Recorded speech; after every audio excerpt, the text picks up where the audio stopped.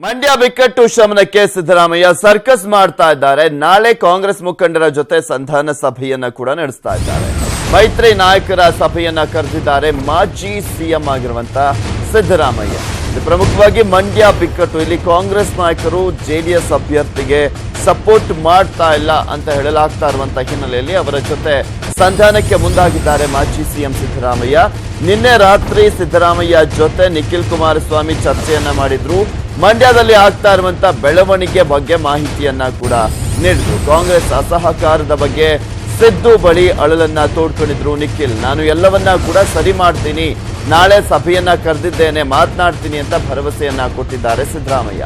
April 9ರ ಬದಲು ಮಂಡ್ಯದಲ್ಲಿ April 12ರಂದು ಪ್ರಚಾರವನ್ನ ಮಾಡಲಿದ್ದಾರೆ ಮಾಜಿ ಸಿಎಂ ಆಗಿರುವಂತಹ ಸಿದ್ದರಾಮಯ್ಯ. ಇಲ್ಲಿ ನಿಖಿಲ್ ಕುಮಾರಸ್ವಾಮಿ ಸಿದ್ದರಾಮಯ್ಯನವರನ್ನ ಭೇಟಿಯಾಗಿ ಚರ್ಚೆಯನ್ನ ಕೂಡ ಮಾಡಿದ್ರು.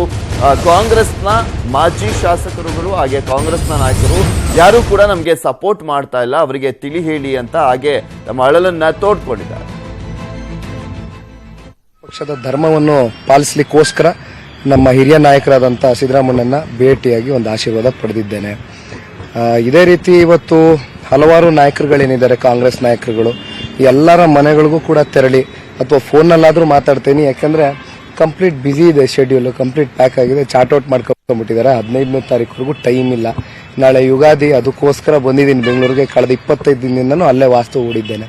ಹಾಗಾಗಿ ಏನು ಸಮಸ್ಯೆಗಳಿಲ್ಲ, ಎಲ್ಲರನ್ನೂ ಒಂದು ವಿಶ್ವಾಸಕ್ಕೆ ತಗೊಂಡೋಗುವಂತ ಜವಾಬ್ದಾರಿ ನನ್ನ ಮೇಲಿದೆ, ತಗೊಂಡು ಹೋಗ್ತಾ ಇದ್ದೀನಿ. ಇಲ್ಲ, ಕೆಲವೊಂದಷ್ಟು ವಿಚಾರಗಳು ಚರ್ಚೆ ಮಾಡಿದ್ವು. 12ನೇ ತಾರೀಕು ಬರ್ತಾ ಇದ್ದಾರೆ ಸಿದ್ದರಾಮಣ್ಣ, ದೇವೇಗೌಡರು ಸಾಹೇಬರು, ಕುಮಾರಣ್ಣವರೆಲ್ಲ ಒಂದೇ ವೇದಿಕೆ ಮೇಲೆ ಒಂದು ಕಾರ್ಯಕ್ರಮ, ಏನು ಒಂದು ಸಭೆ ಫಿಕ್ಸ್ ಮಾಡ್ಕೊಂಡಿದ್ದಾರೆ. ಬಹಳಷ್ಟು ವಿಚಾರಗಳು ಚರ್ಚೆ ಮಾಡಿದ್ವು. ದೊಡ್ಡ ಹಿರಿಯ ನಾಯಕರು, ಅವರ ಒಂದು ಆಶೀರ್ವಾದ ಪಡಿಲಿಕ್ಕೋಸ್ಕರ ಇವತ್ತಿಲ್ಲಿ ಬಂದಿದ್ದೇನೆ. ಬಹಳಷ್ಟು ವಿಚಾರಗಳು ಚರ್ಚೆ ಮಾಡಿದ್ವಿ. ಏನ್ ಹೇಳಿದ್ರು ಸರ್? ಆಗುತ್ತೆ 9ನೇ ತಾರೀಕು ದೇವೇಗೌಡರು ನಾವು ಹೋಯ್ತೀವಿ, ಎಲ್ಲ ಸರ್ ಹೋಗುತ್ತೆ. ನಾಳೆ ಇಲ್ಲ.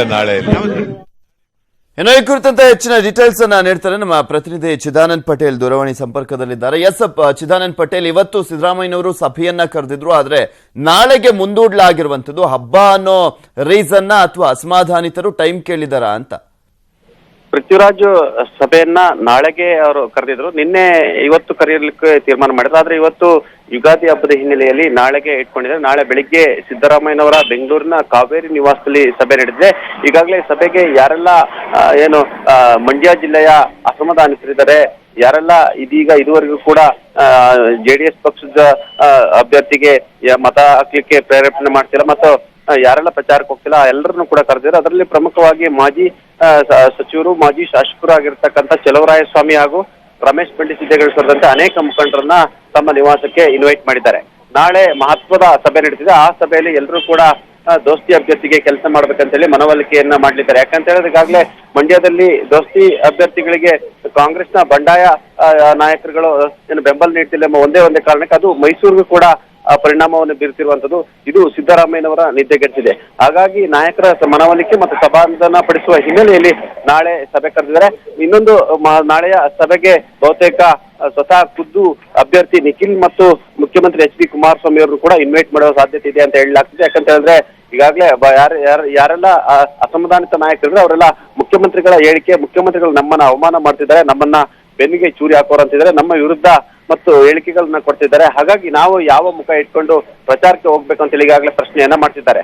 ಹಾಗಾಗಿ ಪೃಥ್ವಿರಾಜ್ ನಾಳಿನ ಸಭೆಗೆ ಬಹುತೇಕ ಮುಖ್ಯಮಂತ್ರಿಗಳನ್ನ ಇನ್ವೈಟ್ ಮಾಡೋ ಸಾಧ್ಯತೆ ಇದೆ ಅಂತ ಹೇಳಲಾಗ್ತಿದೆ. ಜೊತೆಗೆ ಮಂಡ್ಯದ ದೋಸ್ತಿ ಅಭ್ಯರ್ಥಿ ಆಗಿರ್ತಕ್ಕಂಥ ನಿಖಿಲ್ ರವರನ್ನು ಕೂಡ ಇನ್ವೈಟ್ ಮಾಡುವ ಸಾಧ್ಯತೆ ಇದೆ ಅಂತ ಹೇಳಲಾಗ್ತದೆ. ಒಟ್ಟಿನಲ್ಲಿ ನಾಳೆ ಮಹತ್ತರ ಸಭೆ ಇರುವಂತದ್ದು. ಈ ಸಭೆ ಸಿದ್ದರಾಮಯ್ಯನವ್ರಿಗೂ ಕೂಡ ಮಹತ್ವದ ಸಭೆ ಆಗಿದೆ. ಯಾಕಂತ ಹೇಳಿದ್ರೆ ಮಂಡ್ಯದಲ್ಲಿ ಸಿದ್ದರಾಮಯ್ಯನವರ ಅಭ್ಯರ್ಥಿಯನ್ನ ಹಾಕಿದ್ರಿಂದ ಅವರ ಗೆಲುವು ಕೂಡ ಇದು ಪೂರಕವಾಗಬೇಕಾಗಿದೆ. ಅಲ್ಲ, ಮತ್ತೊಂದ್ ಕಡೆ ನಿಖಿಲ್ ಕುಮಾರಸ್ವಾಮಿ ಹೇಳ್ತಾ ಇದ್ರು ಮಂಡ್ಯ ನಾಯಕರನ್ನ ಭೇಟಿ ಆಗ್ತೀನಿ, ನಾನು ಕೂಡ ಮಾತನಾಡ್ತೀನಿ ಅಂತ ಹೇಳ್ತಾ ಇದ್ರು. ಸಿದ್ದರಾಮಯ್ಯನವರು ಕರೆಯನ್ನ ಮಾಡಿದ್ದಾರೆ ಅಂತ. ಯಾರನ್ನ ಭೇಟಿ ಆಗ್ತಾರೆ, ಯಾವಾಗ ಭೇಟಿ ಆಗ್ತಾರೆ, ಇದ್ರ ಬಗ್ಗೆ ಏನಾದ್ರು ಮಾಹಿತಿ ಇದೆಯಾ? ಪೃಥ್ವಿರಾಜ್, ನಾಳೆ ಮಂಡ್ಯ ನಾಯಕರನ್ನ ಕರೆಸಿದ ಸಂದರ್ಭದಲ್ಲೇ ನಾಳೆ ನಿಖಿಲ್ ರವ್ರನ್ನು ಕೂಡ ಕಾವೇರಿ ನಿವಾಸ ಸಭೆಗೆ ಕರೆಸುವ ಸಾಧ್ಯತೆ ಇದೆ ಅಂತ ಹೇಳಲಾಗ್ತಾ. ಆ ಸಭೆಯಲ್ಲೇ ನಿಖಿಲ್ರಿಂದಲೂ ಕೂಡ ಮನವಿ ಮಾಡಿಸುವ ಸಾಧ್ಯತೆ ಇದೆ. ಒಟ್ನಲ್ಲಿ ನಾಳಿನ ಸಭೆಗೆ ಈಗಾಗಲೇ ಬರ್ತೀವಿ ಅಂತ ಹೇಳಿ ಚಲುವರಾಯಸ್ವಾಮಿ ಮತ್ತು ರಮೇಶ್ ಬಂಡಿಸಿದ್ದೇಗೌಡರು ಕೂಡ ಹೇಳಿರುವಂತದ್ದು. ಹಾಗಾಗಿ ನಾಳಿನ ಸಭೆಗೆ ಎಲ್ಲ ನಾಯಕರನ್ನ ಕರೆಸ್ತಿದ್ದಾರೆ ಸಿದ್ದರಾಮಯ್ಯವರು. ಆ ಸಭೆಯಲ್ಲಿ ಆಗ್ತಕ್ಕಂಥ ಸಾಧಕ ಬಾಧಕಗಳು ಸದ್ಯಕ್ಕೆ ಇದೀಗ ಏನು ಹೈಕಮಾಂಡ್ ತೀರ್ಮಾನದಂತೆ ಈಗಾಗಲೇ ದೋಸ್ತಿ ಅಭ್ಯರ್ಥಿಗಳು ರಾಜ್ಯಾದ್ಯಂತ ಕಣಕ್ಕಿಳಿದಿರುವಂತದ್ದು. ಹಾಗಾಗಿ ಅನಿವಾರ್ಯವಾಗಿ ಕೆಲವೊಂದು ಸಿಟ್ಟು ಮತ್ತು ಸೆಡವುಗಳನ್ನ ಮರೆತು ದೋಸ್ತಿ ಅಭ್ಯರ್ಥಿಗೆ ಕೆಲಸ ಮಾಡಬೇಕಂತ ಹೇಳಿ ಸೂಚನೆಯನ್ನು ಕೊಡಲಿದ್ದಾರೆ. ಒಂದು ವೇಳೆ ಅವರ ಸೂಚನೆಯನ್ನು ಮೀರಿ ಪರೋಕ್ಷವಾಗಿ ಅಥವಾ ಪ್ರತ್ಯಕ್ಷವಾಗಿ ಪಕ್ಷೇತರ ಅಭ್ಯರ್ಥಿ ಸುಮಲತಾ ಪರವಾಗಿ ಕೆಲಸ ಮಾಡಿದ್ರೆ ಅಂತವ್ರ ಮೇಲೆ ಶಿಸ್ತು ಕ್ರಮದ ಎಚ್ಚರಿಕೆಯನ್ನು ನಾಳಿನ ಸಭೆಯಲ್ಲಿ ನೀಡುವ ಸಾಧ್ಯತೆ ಇದೆ ಅಂತಲೇ ಹೇಳಲಾಗ್ತಿದೆ. Prithviraj. Okay, thank you Chidanand Patel ನಿಮ್ಮೆಲ್ಲ ಡೀಟೇಲ್ಸ್ಗಾಗಿ.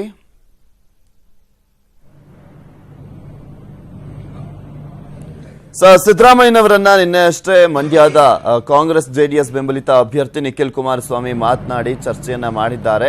ನಿಮ್ಮ ನಾಯಕರಿಗೆ ಅಂದ್ರೆ ಕಾಂಗ್ರೆಸ್ ನಾಯಕರಿಗೆ ಸಪೋರ್ಟ್ ಮಾಡೋದಕ್ಕೆ ಹೇಳಿ ಹಾಗೆ ಸಭೆಯನ್ನ ಕೂಡ ಕರೀರಿ ಅಂತ ಮನವಿಯನ್ನ ಮಾಡಿಕೊಂಡು ನಂತರ ಪ್ರಚಾರಕ್ಕೂ ಕೂಡ ಆಹ್ವಾನಿಸಿದ್ದಾರೆ. ಇದೇ ವಿಚಾರಕ್ಕೆ ಸಂಬಂಧಪಟ್ಟಂತೆ ಧೈರ್ಯವನ್ನ ತುಂಬಿದ್ದಾರಂತೆ ಸಿದ್ದರಾಮಯ್ಯನವರು. ನಿಖಿಲ್ ಕುಮಾರಸ್ವಾಮಿಗೆ ಏನು ಕೂಡ ತೊಂದರೆ ಆಗೋದಿಲ್ಲ, ಅವರೆಲ್ಲರೂ ಕೂಡ ಪ್ರಚಾರಕ್ಕೆ ಬರ್ತಾರೆ, ನಾನು ಕೂಡ ಪ್ರಚಾರಕ್ಕೆ ಬರ್ತೀನಿ ಅನ್ನುವ ಭರವಸೆಯನ್ನ ನೀಡಿದ್ದಾರೆ.